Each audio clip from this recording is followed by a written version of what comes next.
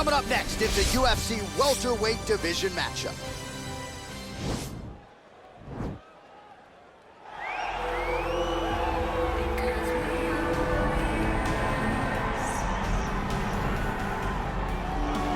Well, he will never forget this experience, making the walk to that famed UFC octagon for the first time, but the question beckons.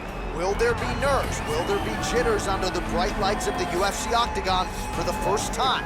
He doesn't look wide-eyed necessarily here, but you have to be mindful of a possible adrenaline dump that could really affect your cardio if you're not ready for it.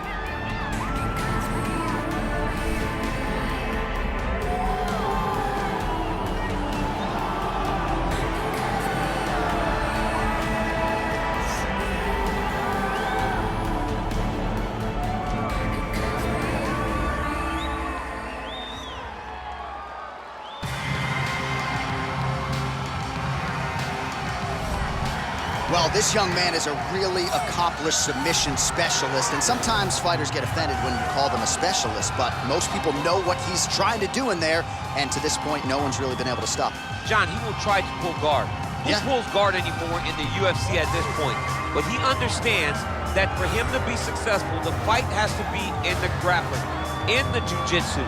If he's able to extend these jiu-jitsu exchanges, he is the guy that is generally going to win. He understands position. He understands going from point A to point B. He always is the one controlling the underhook. Always has the frame. Just a knowledge of jiu-jitsu that not many people can match. And you can be sure as he makes this walk tonight, he's thinking about just how quickly he can get this fight to the ground and utilize those aforementioned high-level submission skills. Our tale of the tape for this highly anticipated welterweight fight. So 2 years, the gap in age, some differences in height and reach as well. All right, now for the official introductions, we go inside the octagon where we find Bruce Buffer. Ladies and gentlemen, this fight is 3 rounds in the UFC welterweight division. Introducing first, fighting out of the blue corner, making his UFC debut here tonight. He stands 5 feet 8 inches tall, weighing in at 160 pounds. The Chosen One.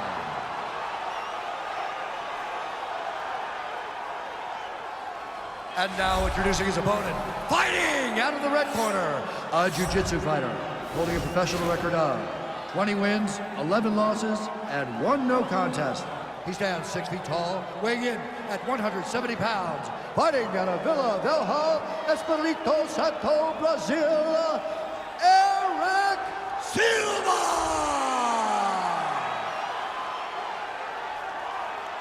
And when the action begins, our referee in charge of the octagon is Yves Lavigne. The veteran Yves Lavigne draws the assignment here. You ready?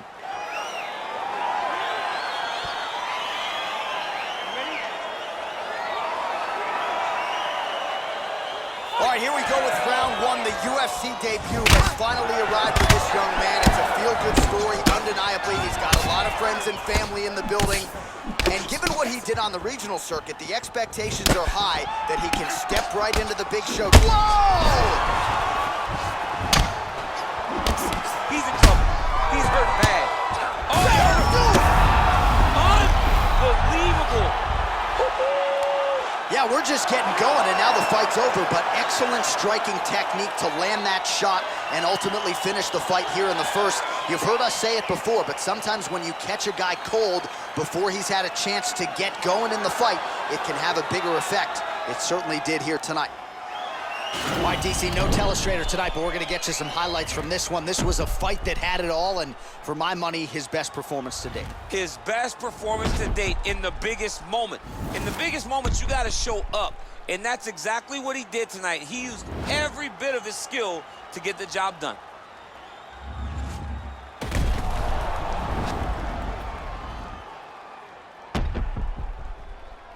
We go inside the octagon where Bruce Buffer has the official decision. Ladies and gentlemen, referee Yves Lavigne has called a stop to this contest at 36 seconds of the very first round.